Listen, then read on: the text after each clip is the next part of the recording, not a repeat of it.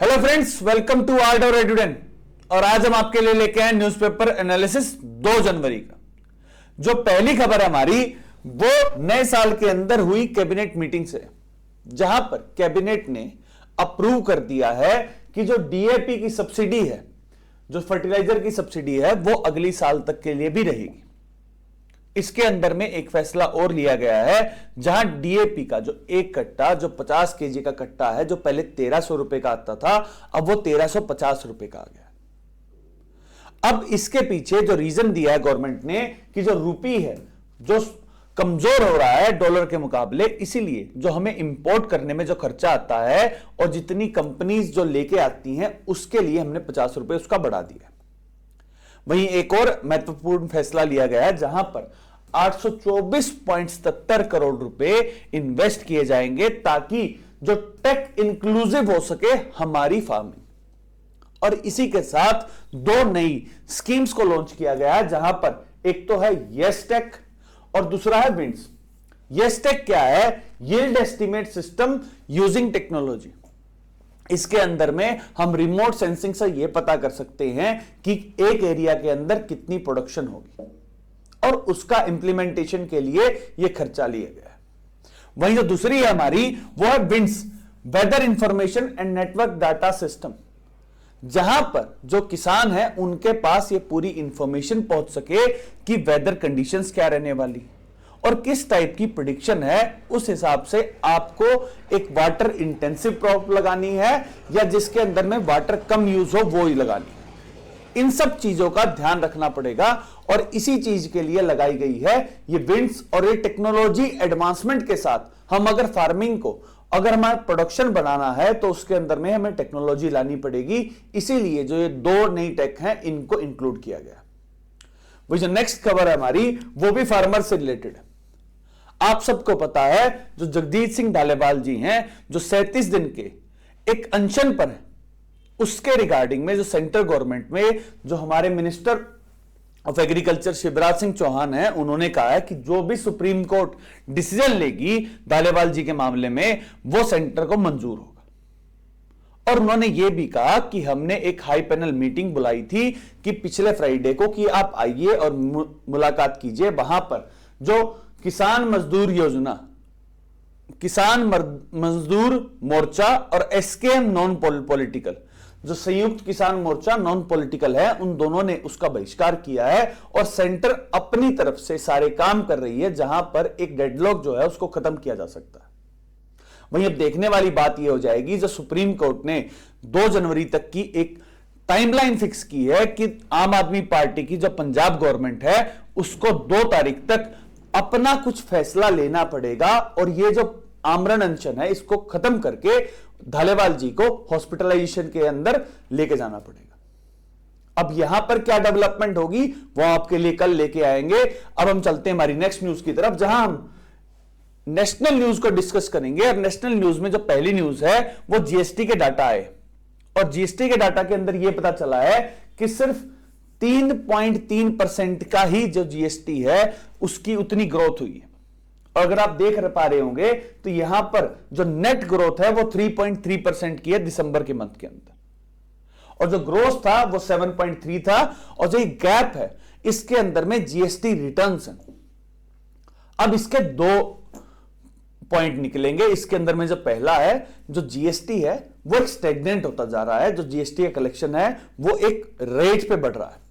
जब अक्टूबर और नवंबर के अंदर जब दिवाली सीजन आता है, जब फेस्टिव सीजन आता है, जब जीएसटी बढ़ जाती है। अदरवाइज वो एक नॉर्मल ग्रोथ रेट पे चल रहा है। दूसरा, जितने ज्यादा अगर रिटर्न्स आ रहे हैं उससे यह पता लग रहा है मार्केट के अंदर जो जीएसटी है वो प्रॉपरली अडॉप्ट हो चुका है। और उसके अंदर में जब रिटर्न्स अगर मंथ दर मंथ अगर ढंग से आने शुरू हो जाएंगे तो जीएसटी है वो कामयाब होगा। वही जो नेक्स्ट न्यूज है हमारी, जो अमित शाह जी हमारे जो होम मिनिस्टर भी हैं और इसी के साथ साथ कोऑपरेटिव मिनिस्टर भी है, उन्होंने कहा है कि हमें एक ब्रांड बनाना पड़ेगा जिसमें भारत ऑर्गेनिक्स, हमारे जो ऑर्गेनिक प्रोडक्ट्स हैं उन सबकी सप्लाई चेन के लिए हमें ध्यान देना चाहिए। और इस तरह से काम करना चाहिए कि जो भारत ऑर्गेनिक्स नाम से जो हमने एक प्रोडक्ट बनाया है, जो हमने एक ब्रांड बनाया है, उसकी सप्लाई हम ऑल ओवर इंडिया और वर्ल्ड के अंदर दे सके, ताकि हमारी जो कोऑपरेटिव सोसाइटीज हैं वो आगे चलकर बढ़ सके। वही जो नेक्स्ट न्यूज है हमारी, वो इसरो से। और इसरो ने नए साल में अपना 2025 का जो प्लान है वो रिवील किया, जहां उसने ये कहा है कि अभी 7 से 8 तारीख तक वो जो स्पेडेक्स मिशन है, जिसका पूरा डिटेल्ड हमने आर्डो रेडोरेंट पे कर रखा है, उसके इंतजार करेगी। और उसके बाद वो मेन काम करेगी चंद्रयान 4 के ऊपर। और चंद्रयान 4 के अंदर जो उन्होंने किया है कि हम सैंपल लेके आने की कोशिश करेंगे, कि हम मून से सैंपल लेके आए और उसके साथ हम इस तरह से साइंटिफिक स्टडी कर सकें कि हमें पता चल सके कि मून के अंदर क्या एक्सप्लोरेशन हो सकती है, क्या उसका मिनरल स्ट्रक्चर है, और कैसे हम एडवांसमेंट कर सकते हैं स्पेस के फील्ड में। इसलिए चंद्रयान 4 आएगा।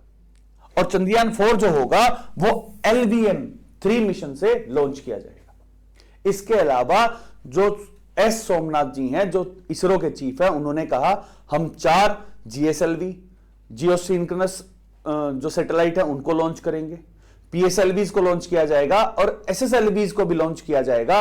SSLV होता है जो स्मॉल लॉन्चिंग व्हीकल होते हैं, उनको भी लॉन्च करेंगे। और स्पेस के फील्ड के अंदर इसरो आगे बढ़ता रहेगा।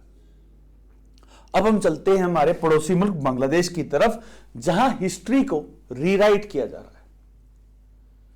हिस्ट्री के अंदर जब शेख मुजीबुर रहमान, जो शेख हसीना के पिता हैं, उनका नाम जो दीन बंधु और देश बंधु और father of the nation use किया जाता था, वहां पर अब हिस्ट्री को बदला जा रहा है। और खालिदा जिया के जो पति हैं जियाउर रहमान, उन्हें अब कहा जा रहा है, उन्होंने प्रोक्लेमेशन किया था बांग्लादेश बनने का। अब मुद्दा क्या है कि जब 1971 में मार्च 27 को मुजीबुर रहमान ने एक अनाउंसमेंट की थी रेडियो के थ्रू कि अब हमें एक प्रोक्लेमेशन करना चाहिए और बांग्लादेश नया बन जाना चाहिए, और एक बांग्लादेश लिबरेशन एक फ्रंट बन चुका था और एक आर्मी का कू हुआ था, जहां पर जो पाकिस्तान है, जो इस समय पे पाकिस्तान है, जो वेस्ट पाकिस्तान होता था, वहां के जो यया खान थे, उन्होंने मिलिट्री क्रैकडाउन किया था और शेख मुजीबुर रहमान को उन्होंने कैप्टिविटी में रख लिया था पाकिस्तान के अंदर। अब यह बात आ रही है कि प्रोक्लेमेशन किसने किया था। अब तक की हिस्ट्री के अंदर यह है कि जो शेख मुजीबुर रहमान है, उन्होंने ही यह प्रोक्लेमेशन किया था। और इसकी पुष्टि हमें बहुत सारे अदर फैक्टर्स से मिलती है, जहां जो हेनरी किसिंजर यूएसए के जो उस समय पे फॉरेन मिनिस्टर थे, उनके अकाउंट से भी हमें पता लगता है कि शेख मुजीबुर रहमान ने यह प्रोक्लेमेशन किया था। लेकिन अब यह कहना हो रहा है और अब इस तरह की हिस्ट्री बुक्स आ रही हैं, जहां पर जो जियाउर रहमान है और जो मिलिट्री शासक रहे, जो उस समय पर 1971 में एक मेजर थे और पाकिस्तानी आर्मी में थे, और आगे चलकर जो जनरल बने, जिनके टाइम में ही शेख मुजीबुर रहमान का कत्ल हो गया था और उनके पूरी फैमिली को मार दिया गया था, उन्हें कहा जा रहा है कि उन्होंने दिया था एक प्रोक्लेमेशन ऑफ बांग्लादेश का अपना एक स्टेटमेंट। अब देखना यह होगा कि बांग्लादेश, जहां 5 अगस्त 2024 के बाद से एक नई रिजीम आई और एक अपॉइंटेड रिजीम है, जहां पर अब बीएनपी लेड गवर्नमेंट या बीएनपी के अनुसार चलने वाली जो गवर्नमेंट आ गई है, वो किस तरह से इस हिस्ट्री को बदल देगी, और क्या बांग्लादेश अपना एक नया हिस्ट्री बनाएगा और पुरानी हिस्ट्री से भाग जाएगा, ये देखने की बात है। अब हम चलते हैं हमारी लास्ट न्यूज की तरफ, जहां रशिया यूक्रेन कॉन्फ्लिक्ट से हमें कुछ खबरें आई, जहां यूक्रेन ने अपना जो एग्रीमेंट है रशिया के साथ, उसको खत्म कर दिया है। किस तरह का एग्रीमेंट अभी भी चल रहा था, रशिया यूक्रेन कॉन्फ्लिक्ट जो पिछले 3 साल से चल रहा है, वहां एक पाइपलाइन का एग्रीमेंट था, जहां यूक्रेन के थ्रू रशिया अपनी पुरानी पाइपलाइंस के थ्रू ईस्टर्न यूरोप के पास गैस को पहुंचाता था, और इस गैस को पहुंचाने के अंदर कुछ इंपॉर्टेंट मुल्क आते थे, जिसके अंदर में ऑस्ट्रिया, हंगरी और स्लोवाकिया।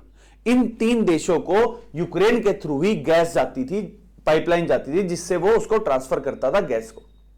और विंटर के टाइम पर गैस कितनी इंपॉर्टेंट है, क्योंकि जो यूरोप है हायर लैटिट्यूड्स में आता है और वहां पर विंटर बहुत ज्यादा सख्त होती है। अब ऐसे टाइम पर अगर यूक्रेन इस पॉलिसी को, इस एग्रीमेंट को रिन्यू नहीं करता है तो इस एरिया के अंदर गैस की शॉर्टेज हो जाएगी। वहां वैसे तो इस समय जो पूरा पूरा यूरोप है वो एलएनजी के ऊपर निर्भर हो रहा है, और जो एलएनजी है वो यूएसए और कतर से आ रही है, लेकिन वो महंगी पड़ रही है। और अब देखना यह होगा कि क्या 20 जनवरी 2025 को जब डोनाल्ड ट्रंप आ जाएंगे और किसी तरह का अगर सीज फायर एग्रीमेंट हो जाता है तो क्या रशिया से जो चीप गैस है वो यूरोप दोबारा ले पाएगा। इस समय ऑस्ट्रिया और हंगरी ने तो अपना जो एक टर्की से जो पाइप आती है उसके थ्रू गैस ले ली है। स्लोवाकिया बीच में बचा है, वो भी चाह रहा है कि उस गैस पाइपलाइन के थ्रू जिससे हंगरी तक आएगी उससे स्लोवाकिया तक पहुंच जाए। और क्या जो गैस का जो कॉन्फ्लिक्ट चल रहा है और जो महंगी एलएनजी खरीद रही है ये यूरोपियन यूनियन को किल कर रही है, उसकी इकोनॉमी को इतनी ज्यादा हार्म पहुंचा रही है, इसको अब देखने की बात है। वहीं रशिया यूक्रेन कॉन्फ्लिक्ट के अंदर जो ड्रोन अटैक है जिसकी शुरुआत अभी कुछ दिन पहले यूक्रेन ने की थी, जब कजान के अंदर उन्होंने ड्रोन अटैक किया था जैसे 9/11 का अटैक हुआ था। अब उसी की रिटेलिएशन की और जहां रशिया ने अटैक किए हैं जहां पर 6 से 7 लोग मारे गए। आगे इसके साथ साथ वर्ल्ड पॉलिटिक्स में और नेशनल पॉलिटिक्स में जो डेवलपमेंट होगी वो हम आपके लिए ले आएंगे। That's all for today. Thank you very much and please subscribe to our door. Thank you.